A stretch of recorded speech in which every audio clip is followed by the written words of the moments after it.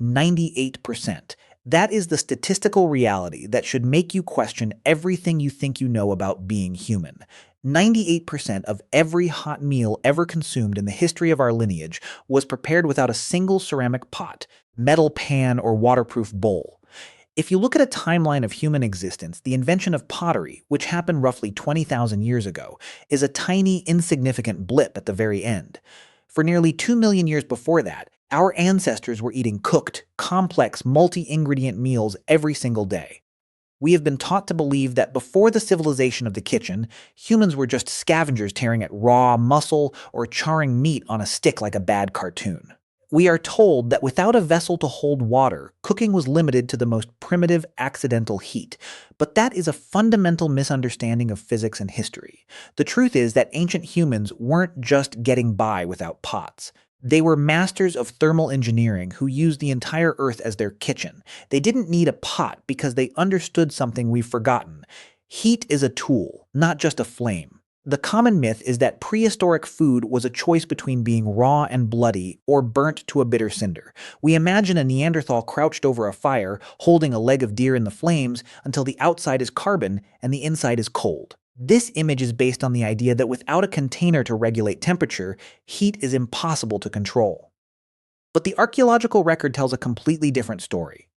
In 2012, a researcher named Karen Hardy led a team that analyzed the dental calculus, the hardened plaque, on the teeth of Neanderthals found at El Sidron Cave in Spain. They didn't find charred, ruined meat. They found chemical traces of roasted starchy plants and bitter herbs like yarrow and chamomile. These plants weren't just tossed into a fire, they were prepared. You don't accidentally cook medicinal herbs into a palatable state by throwing them in a bonfire. This suggests a level of temperature management that defies the primitive label. The myth that pre-pottery food was disgusting survives because we look for the tools we recognize. When we don't see a pot, we assume there was no recipe. But the lack of a vessel wasn't a barrier to culinary complexity. It was the birth of it. The problem wasn't the heat, it was the control. To understand how you cook without a pot, you have to dismantle the myth that boiling is a modern luxury. Most people assume that if you want to boil water, you need a fireproof container like clay or metal. Since pottery is a recent invention, the logic goes that ancient humans never ate a stew, never rendered fat, and never softened tough tubers in hot liquid. This is factually wrong. Our ancestors were boiling water hundreds of thousands of years before the first clay pot was ever fired. They used a technique called stone boiling, and it is a masterpiece of prehistoric physics. Instead of putting the container over the fire, they put the fire into the container. They would take a vessel that couldn't survive a direct flame, something like a tightly woven basket, a hollowed-out log, or even a fresh animal hide stretched over a frame, and fill it with water. Then, they would heat stones in a nearby fire until they were glowing at roughly 800 degrees Celsius. Using split-branch tongs, they would drop these heat batteries directly into the water. The result is a violent, immediate transfer of energy. A single large silty stone can bring a gallon of water to a rolling boil in seconds. By cycling stones, pulling out the cooled ones and dropping in fresh ones, ancient cooks could maintain a simmer for hours. We know this happened because of a phenomenon called burnt mounds, or Fulachtai Fia. Across Ireland and Scotland, there are over 6,000 of these sites. They are essentially giant piles of shattered, heat-cracked rocks. For decades, archaeologists were baffled by them until they realized they were looking at the remains of industrial-scale kitchens. In experiments at sites like these, researchers have shown that you can boil a 70-pound haunch of venison in a wooden trough using nothing but hot stones in under 30 minutes. The myth that you need a stove to boil water is a lie of convenience. The primitive method was actually faster and more efficient than a modern stovetop, but boiling water is just the beginning of the deception. There is another myth that says ancient humans were nomadic wanderers who couldn't afford slow food. We think of them as being in a constant rush, kills and runs, never staying in one place long enough to develop a technique. This leads to the assumption that they never moved beyond direct flame roasting. But this ignores the earth oven, a technology so effective it hasn't been improved upon in 30,000 years. An earth oven is essentially a slow cooker built into the crust of the planet. You dig a pit, line it with stones, and build a massive fire inside. Once the stones are saturated with heat, you clear out the ash and layer in your food, meat, roots, vegetables, wrapped in wet leaves or damp grass. Then you bury the whole thing under a foot of dirt. This creates a pressurized, humid environment where the temperature stays perfectly stable for 12 to 24 hours. It is the original sous vide. Because the pit is sealed, none of the moisture escapes. Tough collagen in meat melts into gelatin. Bitter toxins in wild tubers break down into sugars. In 2014, researchers at Kizim Cave in Israel found evidence of specialized roasting pits dating back 300,000 years. These weren't just holes in the ground. They were strategically placed to take advantage of cave airflow. The people using them weren't just burning meat. They were performing complex chemical transformations on their food, turning inedible plant matter into high-calorie fuel. If you've ever had a traditional Hawaiian luau or a Mexican barbacoa, you aren't eating a modern dish. You are eating a 300,000-year-old technology that makes a modern crock pot look like a toy. The real mystery isn't how they cooked, but what they used to hold it. This brings us to the missing vessel myth. One of the reasons we struggle to imagine pre-pottery cooking is that the evidence is invisible. Archaeologists find stone tools and bone fragments because those things don't rot. But the true kitchen of the ancient world was made of organics: wood, bark, skin, and gut. There is a persistent belief that because we don't find these things often, they didn't exist. But that's like looking at a modern kitchen, removing all the plastic and wood, and concluding that we only cook with stainless steel. One of the most brilliant pots ever used by humans was the animal itself. When a large animal like a bison or a deer is killed, the stomach lining is essentially a pre-made, waterproof, heat-resistant bag. Ancient hunters would clean the stomach, turn it inside out, fill it with water and meat, and then use the stone boiling method described earlier. The stomach doesn't melt because the water inside absorbs the heat, a principle of thermal conductivity that most modern people couldn't explain if asked. The same applies to birch bark. In the subarctic, indigenous groups like the Cree used birch bark baskets for centuries to boil water. You can actually hold a birch bark container directly over a small flame, and as long as there is liquid inside, the bark will not catch fire. The water acts as a heat sink, pulling the energy through the bark and into the liquid before the wood can reach its ignition point. This isn't primitive. It's a sophisticated understanding of material science. Our ancestors didn't have pots in the sense of a ceramic jar on a shelf, but they lived in a world where every tree and every animal provided a potential vessel. We think they were limited by their materials, but they were actually surrounded by them. They saw a forest as a hardware store and an animal as a toolkit. The physics of the kitchen was already solved. If you want to understand the impact of this, you have to look at the expensive tissue hypothesis, a landmark study published by Leslie Aiello and Peter Wheeler in 1995. They addressed a massive biological paradox. The human brain is an energy hog. It uses 20% of our total calories while making up only 2% of our body weight. At the same time, the human digestive tract is much smaller and weaker than that of our primate cousins. In nature, you usually get one or the other, a big brain or a big gut. You can't afford both. Aiello and Wheeler argued that the only way humans could afford a big brain was by externalizing their digestion. We started cooking. Cooking breaks down proteins and fibers before they ever hit your stomach. It is quite literally pre-digestion. By using fire, stones, and pits to process food, ancient humans were able to extract significantly more calories with significantly less effort. This freed up the energy needed to grow our massive, complex brains. Here is the counter myth. We didn't become smart and then learn to cook. We learned to cook, and that's what made us smart. Every primitive cooking technique, from the stone boiling hide to the earth oven, was a biological upgrade. Without the ability to cook without pots, the human species would have hit an evolutionary ceiling. We would have remained small-brained primates, spending 8 hours a day chewing raw fibrous tubers like chimpanzees do. The primitive kitchen was the engine of human evolution, but if the old ways were so good, why did we ever switch to pottery? The common narrative is that pottery was a superior technology that replaced inferior methods. But that is a simplified version of history. Pottery didn't arrive because the old ways failed. It arrived because our lifestyle changed. For hundreds of thousands of years, humans were highly mobile. If you are moving 10 miles a day, a heavy, fragile ceramic pot is a liability. It's a piece of junk. A hide bag or a stomach pot, on the other hand, is light, unbreakable, and can be folded into a pocket. The technology of the pre-pottery world was designed for mobility and durability. Pottery only became better when we stopped moving. When humans began to settle into permanent villages and started farming grains, they needed containers that could sit on a hearth for hours and be reused for years. Pottery was a response to agriculture, not a sudden leap in intelligence.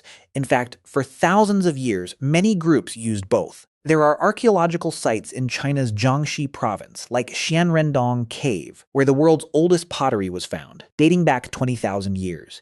But even after those people had clay pots, they continued to use stone boiling and roasting pits. Why? Because some things just taste better when they are cooked in the earth. To this day, in parts of the world with the most sophisticated modern kitchens, the ancient methods are still the gold standard for flavor. The smoky, pressurized environment of a pit-roasted pig cannot be replicated by a $5,000 electric oven. We haven't outgrown these techniques. We've just hidden them behind a layer of convenience. The evidence of this hidden history is everywhere. Once you know how to read the landscape, think about the classic campfire image. Most people see a ring of rocks around a fire and think they are there to keep the flames contained. But in many ancient contexts, those rocks were the stove itself. They were being preheated for boiling or being used as fry stones for thin slabs of meat. If you find a pile of cracked, blackened rocks in the woods, you aren't looking at a random geological feature. You are looking at a kitchen that has been abandoned for 10,000 years. We have been taught to look for artifacts, arrowheads, pottery shards, jewelry. But the real artifacts of human survival are the stones. They are the only part of the kitchen that didn't rot. This brings us to a massive gap in our historical education. We spend years learning about the transition from stone to bronze, or the invention of the printing press. We treat the history of technology as a ladder of progress, where each step is better than the last. But in the kitchen, it was more like a horizontal expansion. Ancient humans had a toolkit of 6 or 7 different ways to apply heat to food, and they chose the one that fit their environment. If they were on a coastline, they used steam pits with seaweed. If they were in a forest, they used birch bark and stone boiling. If they were in a desert, they used deep earth ovens. It wasn't about getting better. It was about being incredibly, almost terrifyingly adaptable. The myth of the unskilled ancient is a comforting lie. It makes us feel superior because we have induction burners and air fryers. But if you were dropped into the wilderness today with nothing but a dead deer and a fire, you would likely starve. You wouldn't know how to turn that deer's stomach into a boiling pot. You wouldn't know which stones will explode when heated and which ones will hold energy for an hour. You wouldn't know how to wrap a root in wild ginger leaves to keep it from drying out in a pit. Our ancestors weren't primitive. They were geniuses of the physical world who had a deeper understanding of thermodynamics than the average modern college graduate. The problem with our current perspective is that we define technology by its complexity, not its effectiveness. We think a microwave is high-tech because it has a computer chip, but a microwave is fragile, dependent on a massive electrical grid, and has a lifespan of 10 years. An earth oven is low-tech because it's made of dirt, but it works everywhere on the planet, requires zero infrastructure, and can be used for 1,000 years without breaking. Which one is actually the better piece of engineering? When you strip away the modern bias, the pre-pottery world reveals itself not as a time of struggle, but as a time of incredible resourcefulness. Every time you eat a piece of slow-roasted barbecue, you are participating in a tradition that predates your language, your religion, and your country. You are tasting the exact same chemical reactions that fueled the growth of the human brain 300,000 years ago. We like to think of ourselves as a species that has conquered nature, moving from the dirty fire of the cave to the clean kitchen of the apartment. But the physics of the meal hasn't changed. We are still just applying heat to carbon to make it easier to digest. We've just added a lot of expensive, fragile middlemen. The reality is that we are the outliers. The 98% of human history that happened without pots wasn't a prelude to real life. It was the main event. It was the era where we figured out the fundamental rules of being an apex predator. We learned how to weaponize heat. We learned how to turn the environment into an extension of our own bodies. We learned how to eat anything, anywhere, at any time. And we did it all with nothing but our hands and the rocks beneath our feet. The idea that we were waiting for the invention of the pot to start living is perhaps the biggest myth of all. We were already living, and we were eating better than you think. The next time you see a pile of ash or a blackened stone, don't look at it as garbage. Look at it as a monument. It is a sign of a mind that looked at a raw, cold world and refused to accept it. It is a sign of someone who saw fire and didn't just see warmth, but saw a way to change their own biology. Our ancestors weren't limited by their lack of pots. They were empowered by their ability to do without them. They proved that the most important tool in the kitchen isn't the one you buy, it's the one you carry between your ears. But as impressive as these techniques are, they also reveal a darker truth about our reliance on modern systems. We have traded resilience for convenience. We have replaced an intimate, survival-level knowledge of the Earth with a dependence on a supply chain that most of us don't understand. If the power goes out and the pots disappear, how many of us would know how to feed our families? Our ancestors lived in a world where the kitchen was everywhere because they knew how to build it from scratch. We live in a world where the kitchen is a specific room in a specific house, and without it, we are helpless. This brings us back to that number, 98%. It's a reminder that our current way of living is a very new, very untested experiment. For the vast majority of our time on this planet, we didn't need the things we now consider essential. We were masters of the ephemeral kitchen, the one that leaves no trace but a few cracked rocks and a layer of ash.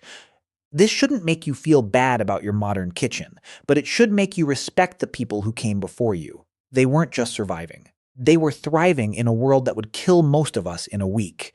The story of the pre-pottery kitchen is the story of human ingenuity at its most pure. It is the story of a species that refused to be defined by its limitations. They didn't have clay, so they used skin. They didn't have metal, so they used stone. They didn't have a stove, so they used the earth itself. They turned the entire planet into a vessel for their survival. And they did it so well that we are still here to talk about it hundreds of thousands of years later. If you ever find yourself in the woods, standing over a fire with nothing but your hands and the wild around you, remember that you aren't the first person to be there. You are standing in the world's oldest kitchen. And if you look closely at the ground, you might just find the shattered stones to prove it. The myth is that we were lost without our tools. The reality is that the tools were always there, waiting for someone with the courage to use them. What would you do if you had to cook your next meal in the ground? It's easy to look at these ancient methods as a curiosity, but they are a fundamental part of who you are. They are written into your DNA and the shape of your brain. We are a species born of fire and stone, and no amount of stainless steel can ever change that. If you're interested in more deep dives into the forgotten technologies that built the modern world, consider sticking around. There is a lot of history buried just beneath the surface, waiting to be unearthed. Take a look at your own kitchen tonight. Look at the pots, the pans, and the digital displays.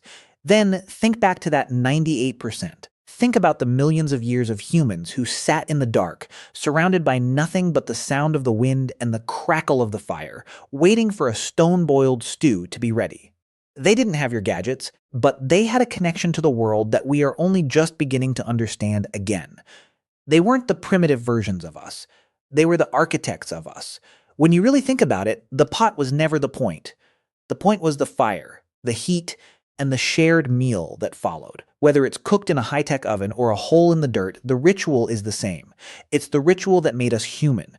It's the ritual that allowed us to conquer the planet. And it's a ritual that started with a single glowing stone dropped into a bag of water. Remember that 98% figure. Remember the statistical reality that says your way of life is the exception, not the rule. The primitive past isn't a different world. It's the foundation of this one. It's the silent majority of the human experience, hidden in plain sight in every barbecue pit and every campfire. The next time you see a flame, don't just see a fire. See a tool. See a kitchen. See the very thing that made you possible. Now, return to that 98%. Think about that single blackened bone we talked about at the very beginning, the one found in the deep, lightless ash of Wonderwork Cave. We used to look at that bone and see a failure of technology, a piece of waste from a creature that didn't know how to cook a proper meal. But now we know the truth. That bone isn't a sign of what they lacked. It's a sign of what they conquered. It is the definitive, chilling evidence of a species that had already mastered the world before they ever even learned how to shape clay. They didn't need our pots because they had something much more powerful. They had a total, unwavering mastery over the physical world. That blackened bone is the closing argument in the trial of human progress. It proves that we weren't waiting for the future to arrive. We had already won. The pot was just an afterthought. The fire was already ours.